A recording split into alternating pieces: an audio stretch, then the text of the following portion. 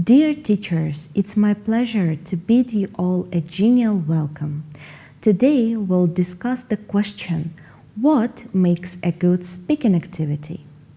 Most learners study a foreign language in order to use it as a means of communication. Oral communication involves a wide range of skills and requires a lot of practice. As in the EFL context, students do not have many opportunities to practice English outside the classroom.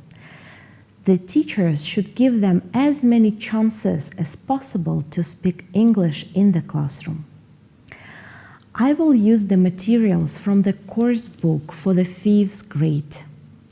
And while you watch the demo, I'd like you to pay attention to the stages we go through while teaching speaking. Let's start. Hello everyone, how are you? Hope doing well.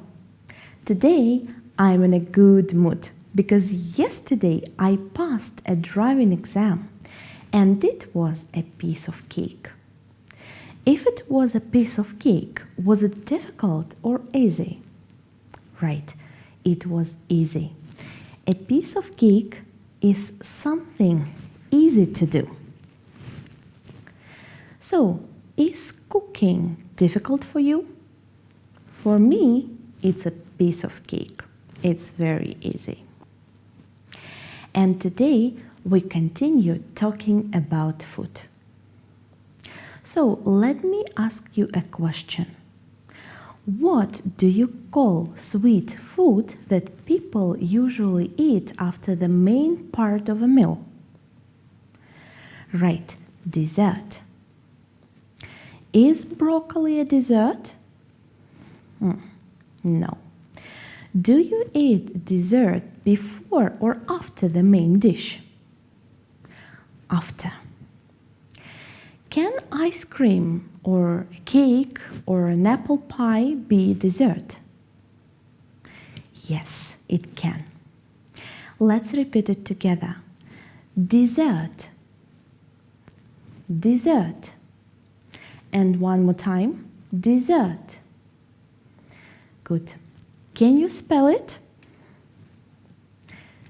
D E double S E R T. Dessert. Very good. So now imagine I take a knife and a piece of meat. I cut meat into very small pieces. So now my meat is chopped. You're right. What dish do we need chopped meat for? For Monty, for example. And if the meat is chopped, is it cut into small pieces or big? Small pieces. Good. Let's repeat together. Chopped. Chopped. And how do you spell it? C H O P E D. Chopped. Good. So, if food is cooked in hot water, it's boiled. But if it's cooked in hot oil, it's right, fried. Is fried food healthy? No. Are potatoes fried to make chips? Yes, they are. Please repeat after me. Fried. Fried. Good. Can you spell it? F R I E D. Fried. Well done. Now, Can you look at these pictures? Which of these dishes are popular in our country? I think pizza is very popular.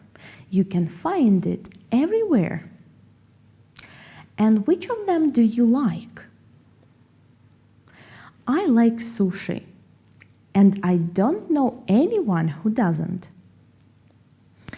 But do you know where these dishes come from? If I'm not mistaken, pizza comes from Italy. But I'm not sure about the other ones. So now let's read the text and find where do sushi, fish and chips, tacos, curry, and apple pie come from. You have 5 minutes.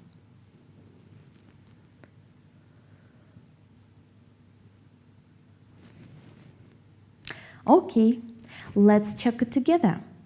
So pizza comes from Italy, sushi from Japan, fish and chips, Great Britain, tacos from Mexico, curry comes from India, and apple pie from America. Well done. Now, please look at these questions. What are the typical pizza ingredients? What is the most popular dish in the UK? What spicy dishes are mentioned in the text? Which dish from the text is healthy? What does the phrase "as American as apple pie" mean? Do you have any problems with these questions?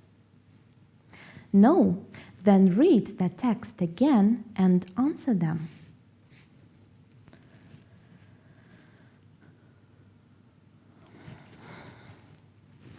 Okay. So, what spicy dishes are mentioned in the text? Right, curry and tacos.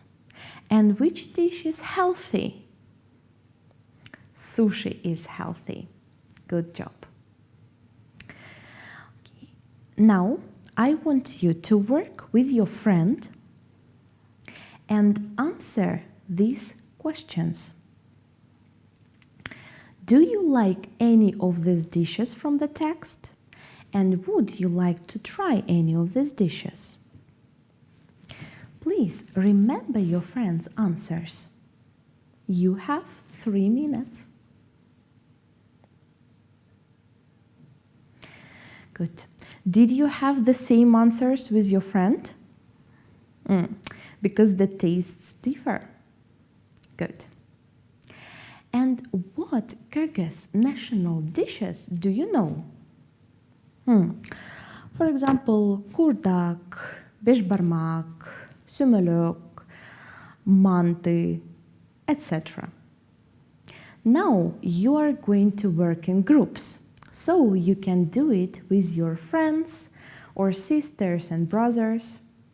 I want you to choose one Kyrgyz national dish and tell each other everything you know about it. If your friend forgets something interesting about the dish, add this information. These questions can help you. You'll have 5-6 minutes for that. Please remember your partner's answers.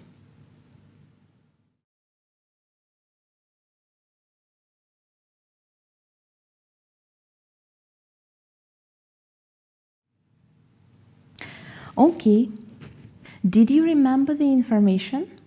Then at home write down about one Kyrgyz national dish. I will be looking forward to hearing your stories. And that's all for today. Goodbye. Dear colleagues, welcome back to our discussion. Hello, APD. Hello, Nelly. Thank you for your lesson. And can you tell me more about the speaking part of your lesson? Yes, sure. Speaking is usually integrated with other skills. In reading, writing, and listening lessons, it usually takes place in the post stages. For example, in my lesson, speaking was in the post-reading stage. And also, teachers can follow up the speaking task with a writing activity. Nelly, I wonder what makes a good speaking activity? A good speaking activity is meaningful and purposeful. Students should be given interesting activities that are relevant to the students in everyday life and serve the communication needs. It gives an opportunity to speak more. The task should require long answers, discussions, expressing opinions, group work, and pair work. There should be even participation. All students get a chance to speak. It's important also to motivate the learners. Students are eager to speak more when they are interested in the topic of the lesson. It's also useful to pre-teach vocabulary and grammar the students will need to accomplish the task. A good speaking activity is time-bound. Students should be given specific time for the task. If the time is short, they will work harder, and you can always give some more time further if needed. Okay, and can we know more about the types of speaking activities? Yes, there are basically three main types: controlled, semi-controlled, and free speaking activities. Controlled are those ones which limit what to say and how to say it in terms of vocabulary and grammar. For example, answering the questions after reading the text. Semi-controlled are the activities which only partially limit what and how to say. For example, the teacher asks students to tell their classmates about the dish they want to taste and why. They can say whatever they want within the task, but they can choose the dish only from the list. And finally, students are not limited anyhow in free speaking activities. For example, when they choose the dish and share everything they know about it with their peers. And what if students are worried about making mistakes, if they're afraid of being criticized and they have some problems with speaking? It's a good question. Here we work with imaginary students. But in the real classroom, group and pair work should be organized. Some students do not feel confident enough to speak in front of the class. But if they work with their peers, it will build their confidence and provide all students with a chance to speak. That's a good point. And now let's sum up what we have discussed. Yes. A good speaking activity is purposeful and meaningful. Gives learners opportunities to talk a lot. It provides even participation. It motivates students and is time-bound. There are basically three main types of speaking activities: controlled, semi-controlled, and free. Students' pair and group work is very effective for building students' confidence and providing everyone with a chance to speak. Dear teachers, this is all I plan to tell you about teaching speaking. If you have any questions related to the topic, please don't hesitate to contact us through our website. Thank you, APD. Thank you, Nelly. See you soon. Goodbye.